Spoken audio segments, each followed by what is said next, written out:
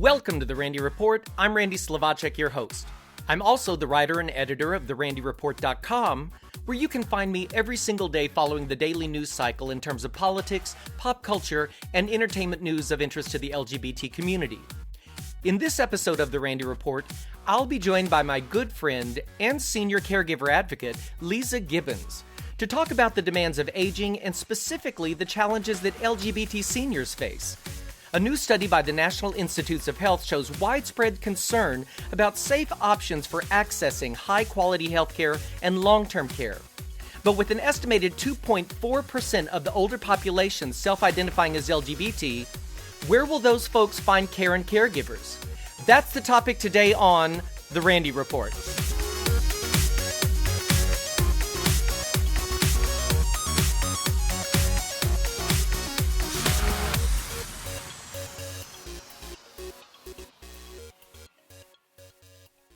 Let's face it, folks. In addition to the demands of aging, which everyone faces, LGBT seniors face their own unique challenges. According to the AARP, in the United States, about 80% of long-term care for older people is provided by family members such as spouses, children, and other relatives. But LGBT seniors are only half as likely as their heterosexual counterparts to have close family to lean on for help. In light of that, many elder gays often rely heavily on the services of professional healthcare providers like doctors, pharmacists, hospitals, and nursing home staff. But without in-depth training, those professionals may be uncomfortable with or even hostile towards LGBT seniors. So let's take that forward. Many LGBT seniors may choose to delay seeking care until their health deteriorates and crisis hits, because they may be afraid of mistreatment, harassment, or hostility from healthcare professionals and aging providers. For the most part, service providers rarely reach out to the LGBT community, and few are trained regarding sensitivity or recognizing discrimination aimed at LGBT seniors. Studies show that 40% of LGBT older people feel that their support networks become smaller over time. Compare that to 27% of non-LGBT people. As such, many LGBT seniors experience higher rates of social isolation. They're twice as likely to be single and to live alone, and 3 times to 4 times as likely to be childless. They are also less likely to feel welcome in the places where many older people socialize, such as senior centers, volunteer centers, and places of worship. So where do those folks find support? So today I'm joined by my friend Leeza Gibbons, Emmy Award-winning host, New York Times bestselling author, and winner of the 2015 season of Celebrity Apprentice. Leeza became a huge advocate for senior care and caregivers after her mother was diagnosed with Alzheimer's disease. It was that very personal experience that led Leeza to commit herself to raising awareness for Alzheimer's and her work with caregivers and seniors through such partnerships as the one she has with Senior Helpers. She's here today to tell us more about that, give us tips for caregivers, share her path to success, and how optimism, one of my favorite things, folks, is her driving force. In addition to her mother's Alzheimer's, her father suffered a severe heart attack in recent years and fell to the ground. He survived, he's of strong stock. But the episode reminded Leeza to take a new look at care for seniors through fresh eyes. As Leeza says, look, we're all aging.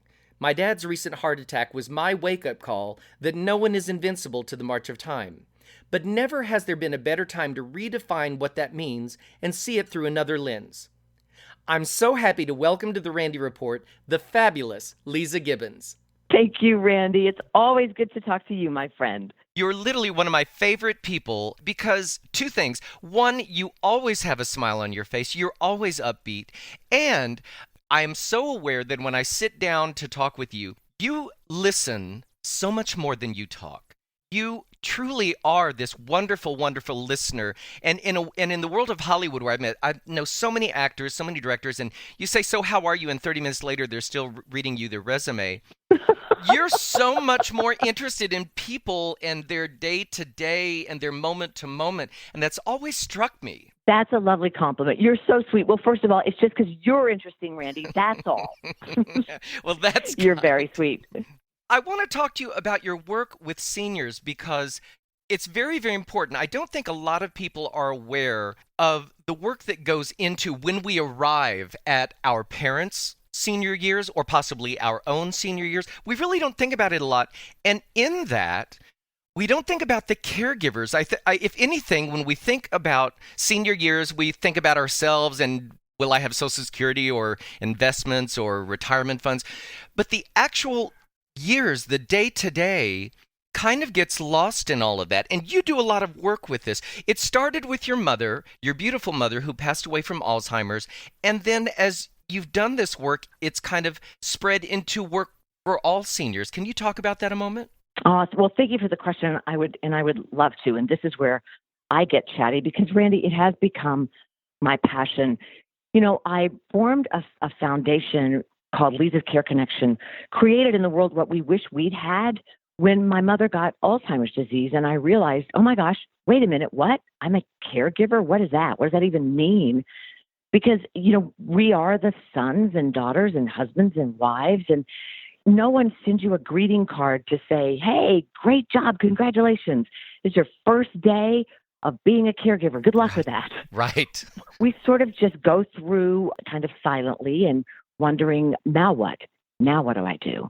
And so that was our focus, was to help people answer that question. So along the way, I became sort of this de facto person who began to uncover ways to manage it and ways to navigate. And that's what took me to Senior Helpers.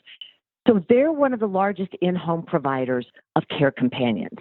So you've got the family caregivers. These folks are the people on the professional side where you can say, all right, look, I need somebody to check in on mom and dad. I live maybe, 15 minutes away, or maybe I live 1,500 miles away, and I need a peace of mind visit. So they can do that. Or maybe you need somebody to help with after a surgery and somebody is recovering and you need help in that rehab phase, or you need help around the clock.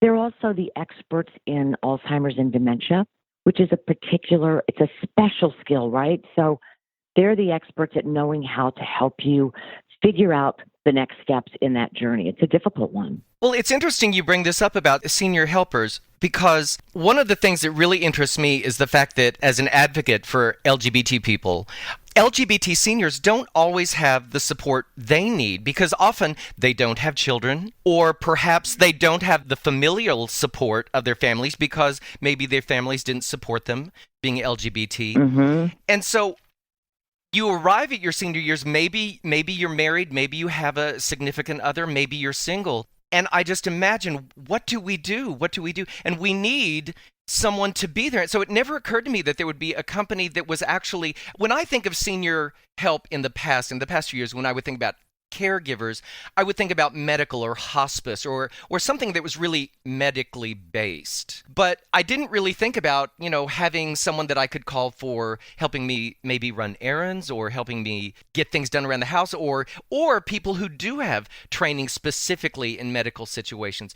But is that what senior helpers can do? Is there a wide range, or does it need to be medically based? Or I love the question because you're right. They can help you with light meals. They can take you grocery shopping. They can run errands. They can help with organization. They can help with mobility. If you just say, I need things out of the attic and it's not safe for me to climb up the attic. I need help around the yard and I'm worried I'm going to throw my back out. Whatever those things are, because you and I both know you've got your bio family, you've got this biological family, then you've got your logical family. There's your family of choice, and your family, maybe they're not always the ones that are going to show up for you or the ones that you can count on, or maybe you don't even have family, and that's a lot of people. And you're right, in the LGBTQ community, it's more complicated often. And this is a great resource. It's relationships that you get to customize. So it's like, think about interviewing either for yourself or for your mom or dad or for your significant other or your life partner. You get to interview someone to say, if I'm going to have you come over to my house twice a week, do I really want to play with you? Do I like you as my assistant? Do I like you as my helper? And it's a relationship you get to choose. That's kind of cool too. that is kind of cool because A lot of fears for LGBT people is that you might get assigned some kind of nurse. If you go through people who don't have training, for instance, maybe they have medical training, but they don't have training on how to deal with the interpersonal connections that we have to have with caregivers. I know LGBT people who have had caregivers or nurses or something who really made clear kind of their disdain for or disapproval of gay or lesbian, transgender, bisexual people. And that just adds more stress mentally and physically to a senior coping with their lives on a day-to-day basis. And so the idea that there is someplace we could go, I was reading a bit about senior helpers, and that they are trained across a broad spectrum of issues to be able to cope with different people, because every community has its own needs and wants and special issues. And so that really appeals to me, knowing that someone's actually addressed these issues. Well, and that's actually, whatever your particular concerns are and whatever your needs are, those are needs and concerns that are valuable and significant. And that's what, when you call at seniorhelpers.com, that's what you're calling about. Hey, look, here's what's important to me. I need you to connect me with someone who is going to value and care about the things that I care about. I remember when we were bringing people in to talk with Mom, my mom had Alzheimer's disease, so this is a different scenario. But we would bring people in, and if they would not look directly at my mom and talk with her, it's like, okay, next, you're out. If they were ignoring my mother and just talking to me because I was the one who was actually doing the hiring, I knew they weren't someone who was respectful of that relationship. They're just things that, so you're so right, Randy. Helper is the key word here. They do customize relationships. They do offer services across a wide spectrum. This has been my passion for a long time, is just to say, look, my mantra is breathe, believe, receive. We are stronger when we recognize our limits. I think our greatest humanity is when we can open up and say, I can't do this alone. I really need some help here. And when we are vulnerable and we let somebody else into our lives, that's when we kind of gain, I think, our greatest strength. I agree. Completely agree. Speaking of strength, your win on Celebrity Apprentice was significant to me for many reasons, mainly because I'm one of those guys that loves it when a nice guy wins, or nice gal. And you proved that. You proved that you don't have to be a shark. You don't have to be, one of those people on Survivor who has to stab someone with that. I mean, you truly won with optimism. As a matter of fact, you wrote the book on that, Fierce Optimism. You were literally the embodiment of that on the show, and you taught I think you taught the country that yes, you can be a good guy and win, and I think that's so important. Well, you're so nice to say that. I don't know if I think I just walked my talk, and you are who you are in every situation. I think that under stress, we become more of who we are, and all I knew how to do was work. I didn't, I'm not that great at creating drama. I tend to just try to figure out a way out of it. And so in a show that's known for turning up the heat, and I love it as much as anybody as a viewer, it wasn't authentic to me. So my natural inclination was, okay, let me see, let me try to strengthen my strengths, which was to work hard, and let me try to help everybody else figure out how to get where they wanted to go as well. I got lucky. I really had a burning desire to get to the end so that I could bring attention and money to put the focus on family caregivers and honor my mother and other families like ours who had walked this very difficult path of struggling with Alzheimer's disease and trying to learn as a family how to adapt to it.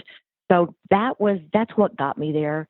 Gosh, it was so much fun, and it was really hard. And I was inspired during that to write this book because people dismissed me. They went, "Oh, she's a cakewalk. She's such a pushover. She's so nice. We'll just run right over her." But that's a mistake when people write off others thinking that nice means weak. It really doesn't. You're very nice, and you're one of the strongest people that I know. Thank you. When you won, it just sent me over the moon. And then when I got this book, Fierce Optimism, by the way, folks, you can find Fierce Optimism on Amazon. Go buy the book by Leeza Gibbons, Fierce Optimism, because it really does put the focus on what positive thinking and what positive outlook can do for your life, and that you don't have to fall back into the dark thoughts that people sometimes have. And you took your money and you really did walk the walk. You took your winnings from Celebrity Apprentice and used it to help seniors and caregivers, which I think is very important, circling around to the beginning of this conversation. Well, thank you. I was so thrilled to be able to do that. It was really a dream come true for me to do our work with Leeza's Care Connection and to open up in my hometown, where my dad is now one of our biggest advocates. He's the one that taught me resilience. I think optimism really is just your ability to bounce back and fight back, to know that you can rebound and recover from things. That's a core value that I learned from my parents. So whether you lose a job or you get out of a relationship, or there's a diagnosis in your family, or there's death, all the things that we deal with in our lives, it's our ability to rebound from that and to know that you're going to be able to show resilience in the face of that pain.